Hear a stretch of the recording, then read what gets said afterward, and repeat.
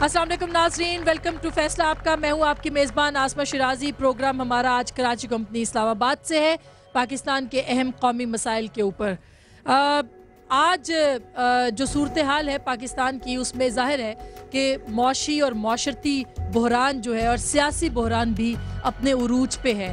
एक तरफ पाकिस्तान के पास पैसे नहीं हैं, पाकिस्तान शदीद मौशी बहरान का शिकार है। दूसरी तरफ पाकिस्तान के कौमी इदारे बर्बाद हो चुके हैं, पाकिस्तान रेलवे ख़त्म हो चुका है, पाकिस्तान इंटरनेशनल एयरलाइंस इंतहाई बहरान की कैफियत में है, पाकिस्तान स्टील मिल का बुरा हाल है और जो कौमी इदारे हैं उनके साथ काफ़ी ज़ाहिर है कि ये रातों रात नहीं हुआ, बरस हाँ बरस लगे इसको। लेकिन इस वक्त ज़ाहिर इल्ज़ाम मौजूदा हुकूमत पे डाला जा रहा है कि शायद उनकी नाक़िस कारकर्दगी की वजह से या बद इंतज़ामी की वजह से ये सारे इदारे अपने बहरान का शिकार हो चुके हैं। दूसरी तरफ एक कशमकश है जो सियासी तौर पर जारी है।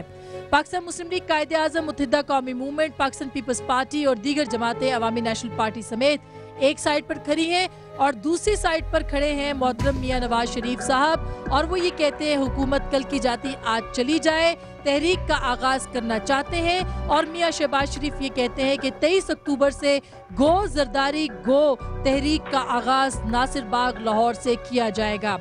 पाकिस्तान इस मुहाजराई की कैफियत में है और सियासत ऐसी हो रही है कि किसी को शायद एहसास नहीं कि पाकिस्तान के अंदर हालात क्या हैं।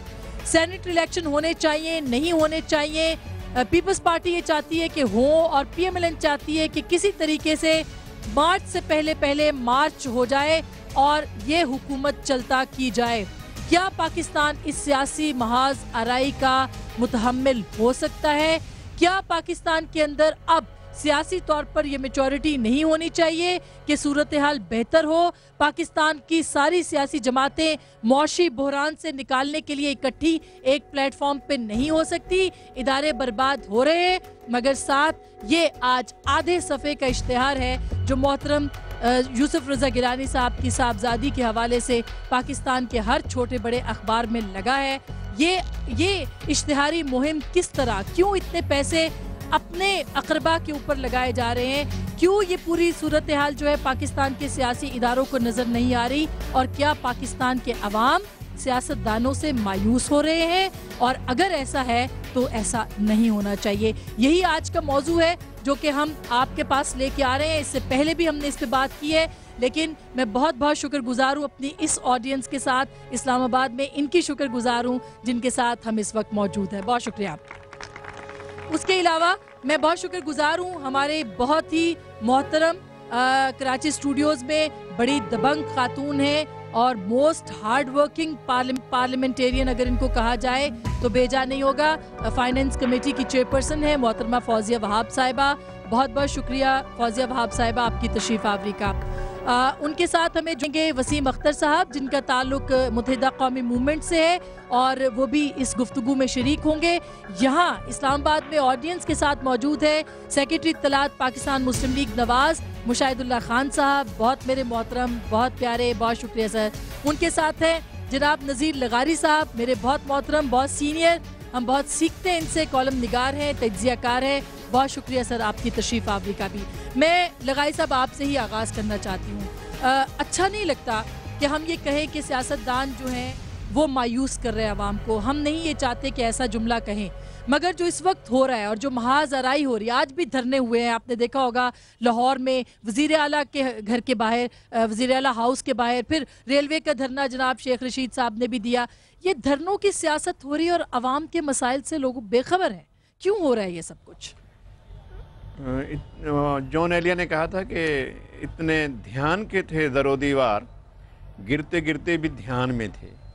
तो पाकिस्तान की सियासत जो है ये गिरते गिरते भी ध्यान में है।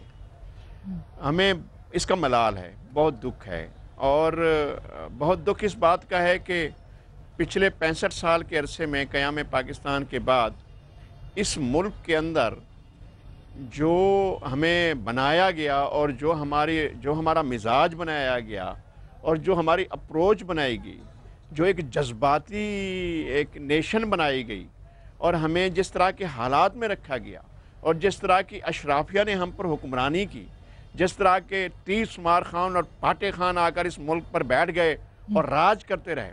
जिस तरह से उन्होंने इस मुल्क को अपनी राजधानी समझा, उसका नतीजा ये हुआ कि पाकिस्तान की हकीकी सियासी कुव्वतें अपनी जड़ें नहीं पकड़ सकें, और उसी का नतीजा है कि हम सियासी कुव्वतों को दस्त बगरेबा देखते हैं और बहुत बहरान की कैफियत में भी इनको एक दूसरे के साथ मिलकर कोई बड़े वसी कैनवस पर देखकर और बड़े विजन के साथ, बड़ी दूरअंदेशी के साथ, बड़े फार साइटेडनेस के साथ, एक ऐसी दूरअंदेशी के साथ कि जो मुल्क के लिए एक सदी आगे सोच सके। हम 6 दिन का मनसूबा बनाते हैं, हम 10 दिन का मनसूबा बनाते हैं, हम 1 महीने का मनसूबा बनाते हैं, हम 15 दिन का मनसूबा बनाते हैं या 6 महीने का मनसूबा बनाते हैं। हमारे पास चीज़ें नहीं होती हैं, हम बिल्कुल तही दस्त होकर बैठे होते हैं। हमारी सियासी अशराफिया, मैं उसके ऊपर बहुत ज़्यादा चढ़ाई भी नहीं करना चाहता हूँ किसी जमात के ऊपर, मैं उसको बहुत ज़्यादा मुर्द इल्ज़ाम भी नहीं ठहराता हूँ। जो कुछ आप देख रहे हैं ये सब कुछ ऐसा नहीं है। पसे आईना मेरा अक्स है, सरे आईना मेरा अक्स है, पसे आईना कोई और है। ये पहले भी यही होता रहा इस मुल्क के अंदर कि कोई चला और रहा होता है और चल कोई और रहा होता है। लेकिन ये सरे आईना कोई और है, पसे आईना कोई और, ये पसे आईना कौन है लगारी साहब? अब भी वही है। वो आपका क्या ख्याल है कि फॉरेन पॉलिसी आपके सियासतदान बनाते हैं? मियां नवाज शरीफ ने बनाई थी, बेनज़ीर भुट्टो ने बनाई थी। पाकिस्तान की जो आपकी इक़्तिसादी पॉलिसी है, क्या आपके सियासतदान बनाते हैं? लेकिन अभी जो महाजराई हो रही है, दिफाई पॉलिसी ये जो 2 बड़ी जमातों के बीच महाजराई है, या बड़ी जमात दूसरी बड़ी जमात की बाकी जमातों से महाजराई है, ये इसके पीछे भी कोई है?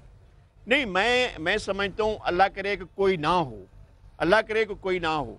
मियां नवाज शरीफ ने एक बड़े स्टेटमेंटशिप का सबूत दिया, बड़ेपन का सबूत दिया है। पिछले 3.5 साल के अरसे में मैं मियां नवाज शरीफ के इस 3.5 साल के किरदार को जिस दिल जमाई के साथ, जिस दूरअंदेशी के साथ, जिस सियासी बालिग नजरी के साथ उन्होंने मुल्क के अवाम की क़यादत की, जिस तरह से उन्होंने मुल्क के अवाम को साथ लेकर चले हैं और जिस तरह से उन्होंने सियासी इस्तेहकाम के लिए और अपनी बड़ी ख्वाहिशात की और दोस्तों के ख्वाहिशात की कुर्बानी देकर। लेकिन अब तो ऐसा नहीं लग रहा लगाई साहब। मैं उसी तरफ आ रहा हूँ। मुझे मैं अपील करता हूँ, मैं आप लोगों के तवस्सुत से मैं मियां नवाज शरीफ से कहता हूँ कि ये ज़ुहर का और असर का रोज़ा ना तोड़ें, और ये इस वक्त रोज़ा तोड़ने का वक्त नहीं है।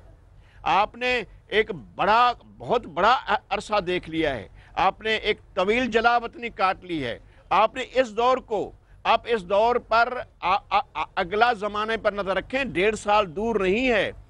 ये कोई मायने नहीं रखता है कि सेनेट में कौन अक्सरियत ले जाएगा। पाकिस्तान का जो ऐवान ज़ेरी है, जो कौमी असम्बली है, उसकी बड़ी अहमियत है। आप पाकिस्तान के लोगों की सलाहियत कार पर, उनकी इज्तिमाई फैसला साजी पर, इज्तिमाई दानिश पर आप भरोसा करें, पाकिस्तान के लोगों पर भरोसा करें। फॉर गॉड सेक आप अर्ली इलेक्शन के लिए ना जाएं, लोगों को फिर आप भटका देंगे, फिर यही होगा। पीपल्स पार्टी आपने 3.5 साल सब्र किया, पीपल्स पार्टी और दूसरे लोग 1 साल भी सब्र नहीं करेंगे, फिर आ जाएंगे। बिल्कुल दुरुस्त बात है मुशाहिदुल्लाह खान साहब। क्यों आपकी पार्टी जो है हेस्ट में लग रही है कि वो हुकूमत में आ जाए, वो इख्तदार में आ जाए? 1.5 साल इंतजार नहीं कर सकते? पहली बार इतने अरसे के बाद जमहूरियत आई, इतने तवील अरसे के बाद, और आप लोग धरनों पे धरने, अब गो जरदारी गो तहरीक का आगाज़ कर दिया आपने। जी बिस्मिल्लाहिर्रहमानिर्रहीम। देखें, पहली बात तो यह है कि पिछले 12 साल से पार्टी जद्दोजहद कर रही है 1999 से, और हम कहीं कोई ऐसा शायबा भी नहीं है कि हमने इख्तदार के लिए कोई लड़ाई लड़ी हो, वरना इस वक्त भी हम इख्तदार में हो सकते थे और इस वक्त भी हमारा वज़ीर आज़म हो सकता था। ऐसे बहुत सारे हालात हुए हैं 2008 से लेके इन 3.5 सालों में, 3.25 सालों में। लेकिन हमने अदारों की जंग लड़ी है। जैसे मियाँ साहब ने जब आए थे सऊदी अरब से, तो उनका पहला स्टेटमेंट ये था कि मैं इक़्तिदार की जंग लड़ने नहीं आया, अदारों की जंग लड़ने आया हूँ। और फिर आपने देखा कि अदलिया को जो बहाल कराने में हमने कलीदी किरदार अदा किया, वो अदारों की बहाली की जंग थी। उस दिन इक़्तिदार भी हासिल किया जाता है। लोग ताने देते हैं कि गुजरांवाला से वापस चले जाए, गुजरांवाला के बाद इक़्तिदार की जंग थी और गुजरांवाला तक अदारों की जंग थी। हमने अदारों की जंग लड़ी, इक़्तिदार की जंग नहीं लड़ी, और अदलिया बहाल करके हम वापस चले गए। इसके बाद आप देखें जब भी हमने इज्तिमाई अवाम की बात, अभी लोड शेडिंग पे जो इशू सबसे ज़्यादा खड़ा हुआ, वो हमने उसको इसलिए लीड किया कि हमारे पास कोई चॉइस नहीं थी, वरना हमारी ख्वाहिश नहीं है। आज भी जो आप फरमा रही हैं, मुझे आप बताएं, आज भी हम ये बार बार कह रहे हैं कि हम किसी ताले आजमा को, किसी गैर जमहूरी कुव्वत को पूछ के तो नहीं आएंगे, पूछ के आए ना आए, पहले भी पूछ के तो नहीं आए, वो तो खैर हमारे से भी पूछ के नहीं आएंगे। हमारा कोई भी एक्शन हो, उन्होंने जब आना होगा तो वो ये नहीं देखेंगे कि मैं क्या कर रहा हूँ। और तो फिर खुफिया मुलाकातें भी तो आप भी करते हैं चक शहजाद के फार्म हाउसेज में। चक शहजाद के फार्म हाउस ना करे ना मुशाहिद साहब, ना करे ना मिले फिर लोगों से। किससे मुलाकात हुई? आपको खबर पता है, मुझसे बेहतर पता है आपको खबरों का। नहीं, आप बिल्कुल मिसलीड ना करें। दुबई क्यों गए ये भी बता दें। दुबई भी जिस लिए गए, उनकी बेटी होती है वहाँ पे, और ये उनका एक कप्तान है जो उनका जहाज चलाता था, उसका फार्म है। आपकी इत्तला के लिए ये जो कैप्टन शुजात है, आप इसको इस तरह से मिसलीड ना करें। हमें ज़रूरत नहीं है छुप के मिलने की किसी को, जिससे मिलना होगा ओपनली मिल लेंगे। हमारी सियासत तो बिल्कुल ओपन पॉलिटिक्स है। लेकिन आज एक खबर भी छपी है कि मियां साहब थोड़े डिसअपॉइंटेड हैं कि 2012 तक वोटर लिस्टें बनेगी, इसलिए इलेक्शन नहीं हो सकते। तो 2013 में इंतखाबात होने चाहिए ना, इतनी जल्दी काहे की है? मियां साहब का ना ये इशू है सेनेट का इलेक्शन, ना मियां साहब का ये इशू है कि इक़्तिदार कैसे हासिल करना है। वो कई दफ़ा आमने सामने हो चुका है और ख़ुद वो रह भी चुके हैं। मसला ये है कि मियां साहब का सबसे बड़ा मसला ये है, देखें ये जो हुकूमत है ना, इसको कोई घर नहीं भेज सकता।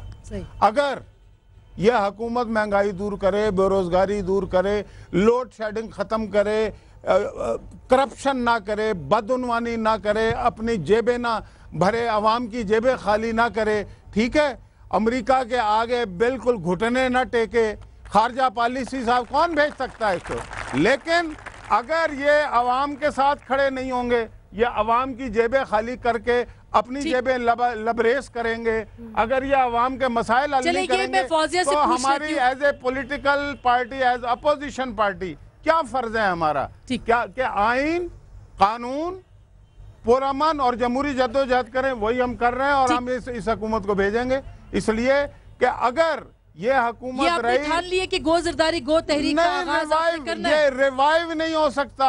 23 अक्टूबर और ये बात जहन में रखें, ये जरदारी की हुकूमत है, पीपल पार्टी की नहीं है। पीपल पार्टी के तमाम लोग बाहर हैं, लेकिन जरदारी टोले की एक बहरहाल जरदारी और काफ लीग की हुकूमत है। एक जरदारी सब पे भारी, सबको ले लिया उन्होंने। बदउनवान आपकी पार्टी तनहा खड़ी है इस वक्त। जो बदउनवान और लोटे हैं वो सारे कैबिनेट में बैठे हुए हैं, ठीक है, और जो वो नहीं है। अच्छा ठीक है, मैं फौजिया ये बात तो दुरुस्त है कि गवर्नेंस के बहुत ज्यादा मसाइल हैं, महंगाई है, लोड शेडिंग है, और शायद वो अवामी तवक्कुआत जो 2008 फरवरी के इंतखाबात में अवाम ने जोड़ी थी पाकिस्तान पीपल्स पार्टी से, वो पूरी नहीं हुई। और अगर ऐसा ही होता रहा तो अवाम खुद फैसला कर लेंगे। इस बारे में आप क्या कहती हैं? देखिए, अवाम ही फैसला करती है और अवाम का ही फैसला है कि पाकिस्तान पीपल्स पार्टी जो है वो उनकी क़यादत करे।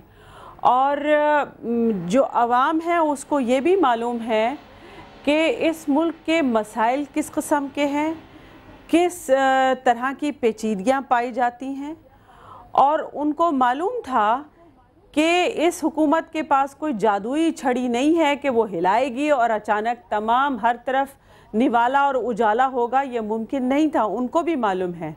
हमारा सबसे पहले वादा ये था कि हम जमहूरी इदारों को मजबूत करेंगे। जिस तरीके से मुशाहिद साहब ने कहा कि वो इदारों की जंग लड़ रहे थे, तो मैं यहाँ ये कहना चाहूँगी कि हम इदारों की बालादस्ती की बात करते रहें। हमारी जो जहद है वो इसी बात की थी और हम इसी बात पर कारबंद हैं। हमने इस दौरान जमहूरी इदारों को मजबूत किया, न सिर्फ जमहूरी इदारों को, इससे मुताल्लिक़ जितने भी आपके सामने बड़े इदारे हैं उनको मजबूत करने की कोशिश की है। और हमने ये बात पहुंचाई है लोगों तक कि जमहूरियत का नाम फ़र्द वाहिद नहीं है, ये एक शख्सियत दो शख्सियत नहीं है। जमहूरियत जो है वो एक इज्तिमाई सोच का नाम है, इज्तिमाई फ़ैसलों का नाम है, इज्तिमाई हिकमत अमली का नाम है। और ये हमने इन 3.5 सालों में करके दिखाया है कि हमारे नज़दीक अवाम की बालादस्ती, अवाम की राय सबसे इम्पॉर्टेंट है।